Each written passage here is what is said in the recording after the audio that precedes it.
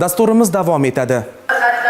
7 noyabr kuni davlat tashkilotlari, yirik korxonalari, vazirlik va idoralar, shuningdek davlat xaridlarining elektron tizimini yurituvchi eng yirik operatorlar O'zbekiston Respublika tovar xomashyo birjasi ishtirokida davlat xaridlari tizimini takomillashtirishga bag'ishlangan ochiq davra suhbati bo'lib o'tdi. O'zbekiston Respublika tovar xomashyo birjasi davlat xaridlari tizimining eng yirik hamda tajribali operator hisoblanadi. Biz 2011-yildan buyon mana shu tizimni tobora takomillashtirib kelmoqdamiz. Bugungi kunda Xarid.uz platformasi orqali 7,3 trillion so'mlik mablag' tejalgani va elektron davlat xaridlarining hajmi o'tgan yilga nisbatan 31% ga oshgani qayd etildi. Qonunchilikdagi so'nggi yangiliklar Vazirlar Mahkamasining 476-sonli qaror ijrosini ta'minlash maqsadida davlat xaridlari elektron tizimida to'g'ridan-to'g'ri shartnomalar, eng yaxshi takliflarni tanlash va tender shartnomalari, xarid hujjatlari va shartnomalari ham to'liq elektronlashtirildi. Hamda hozirgi kunda davlat buyurtmachilarining farmatsevtika mahsulotlari xaridiga mo'ljallangan farma.xarid.uz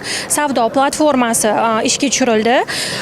Hozirda davlat buyurtmachilari bilan ushbu platformadan foydalanish, davlat byudjetini farmatsevtika xaridida maqsadli yo'naltirish borasida o'quv mashg'ulotlari olib borilmoqda. Shuningdek, birjaga sun'iy intellekt asosidagi AI chatbot xizmatining joriy etilgani ham e'tirof etildi. U davlat foydalanuvchilariga real vaqt rejimida tezkor maslahat va texnik yordam berish imkonini beradi. UZEX Feedback Bot hamda UZEX Anti-Corruption Bot degan Telegram botlar faoliyat yuritib kelmoqda. Ya'ni mijozlarimiz nafaqatgina kol markazimizga, balki aynan mana shu botlar orqali dolzarb masalalar bo'yicha murojaat qilishlari mumkin. Dilshodbek Toshboyev, Rahmon Zaripov, Ovoz informatsion dasturi uchun Toshkent.